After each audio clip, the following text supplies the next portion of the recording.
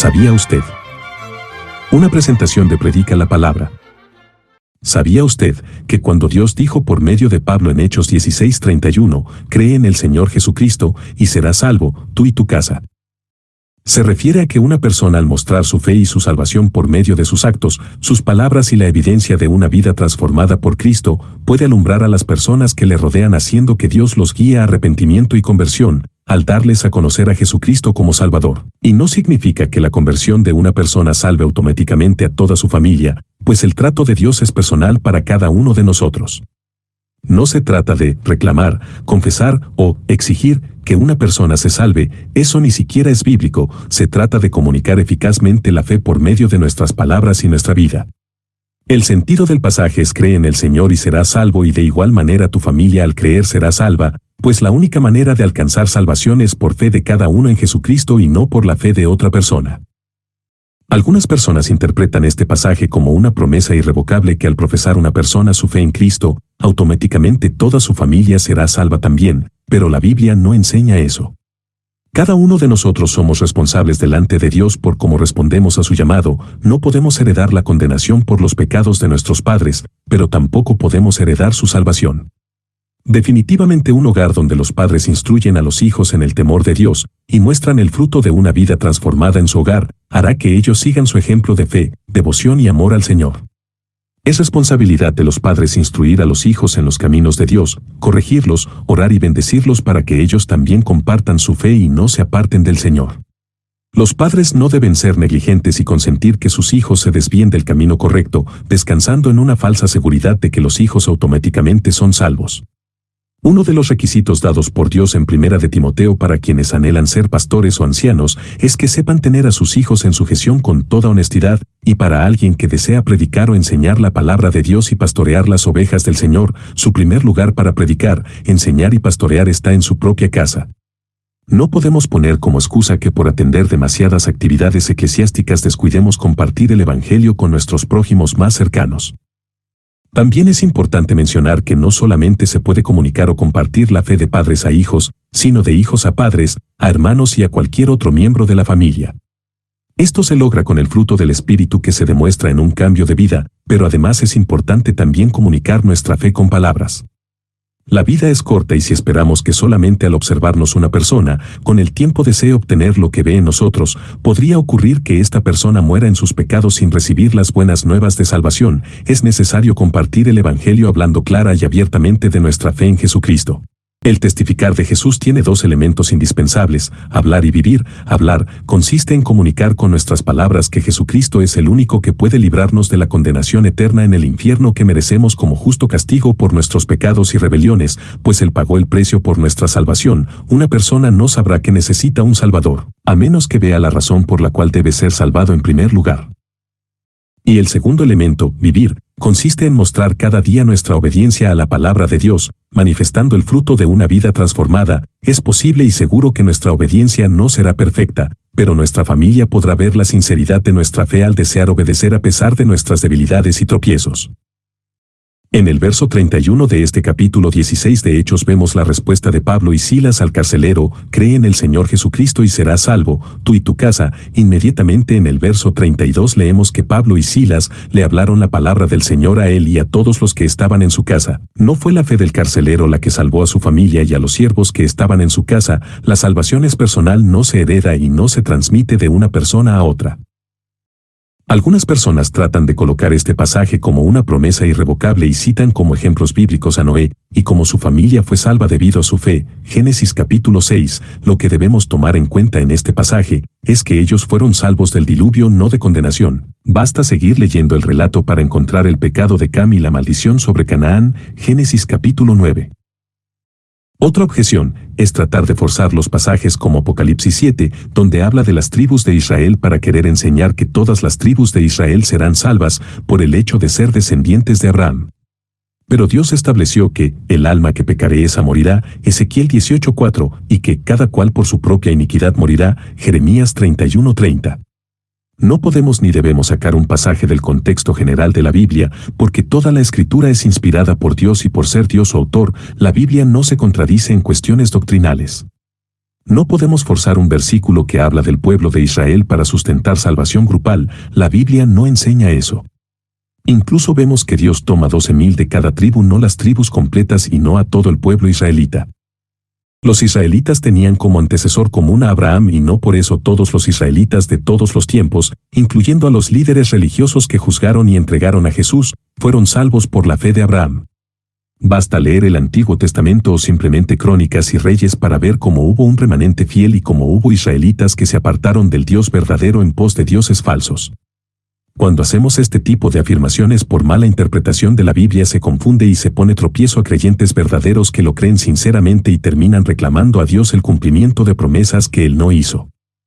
En Juan 3:36 leemos, el que cree en el Hijo tiene vida eterna, pero el que no obedece al Hijo no verá la vida, sino que la ira de Dios permanece sobre él.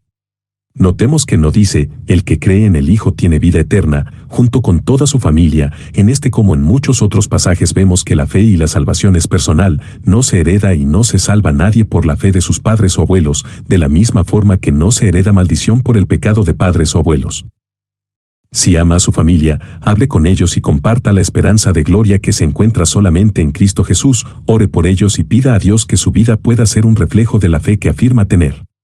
No descanse en falsas evidencias de salvación. Una persona verdaderamente salva no es la que pasa más tiempo en actividades religiosas o quien ama servir dentro de la iglesia solo para ser visto, sino quien vive su fe en todo tiempo y lugar.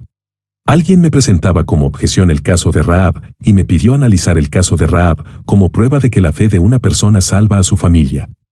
Comencemos por preguntarnos, ¿debemos entender por la narrativa que toda persona que viene al Señor salva a toda su familia, aunque ellos sean incrédulos?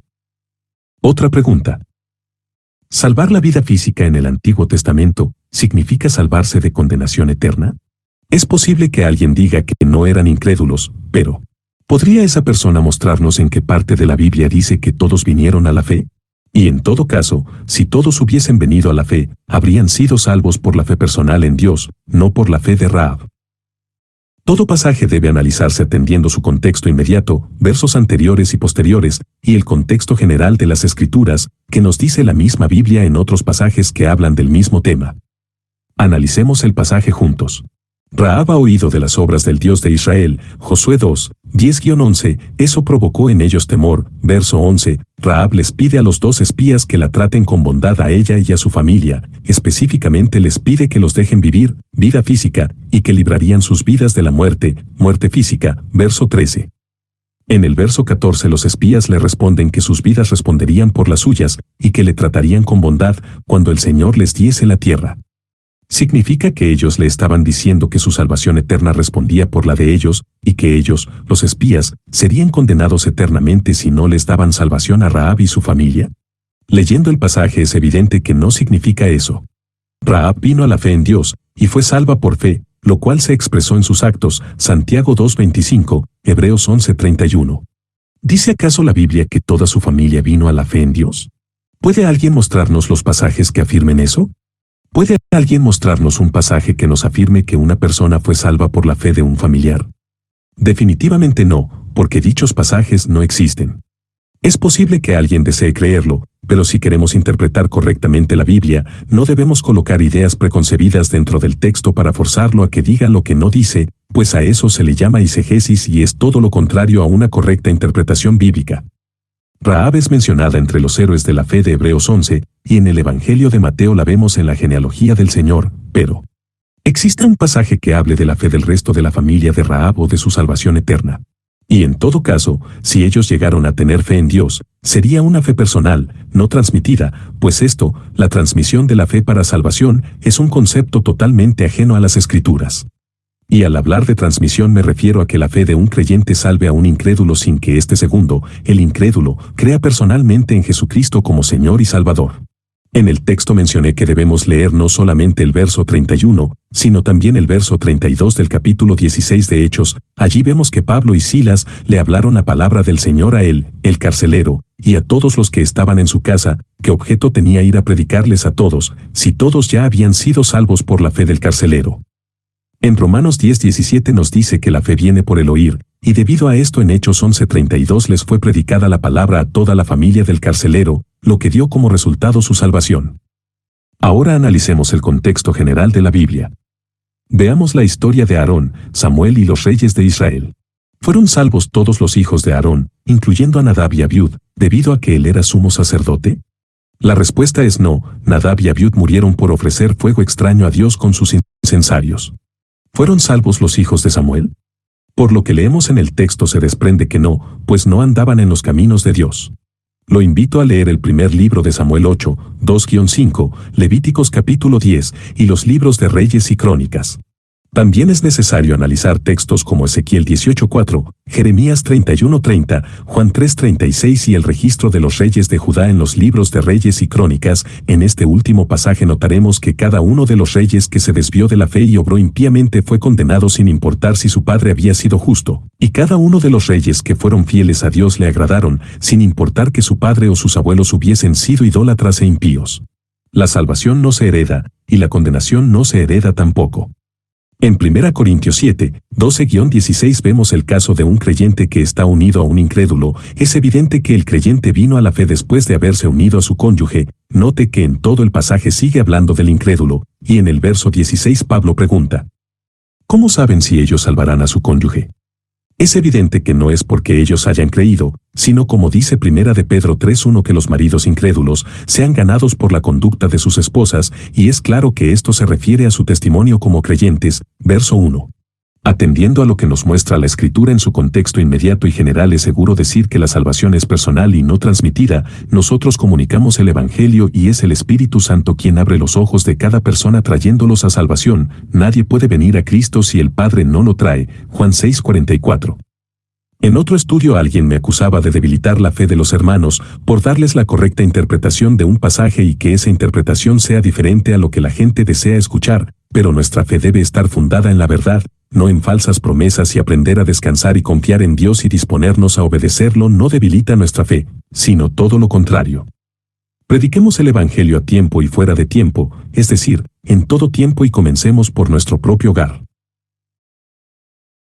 Bendiciones. Esta fue una presentación de Predica la Palabra, publicada originalmente el 15 de enero de 2016.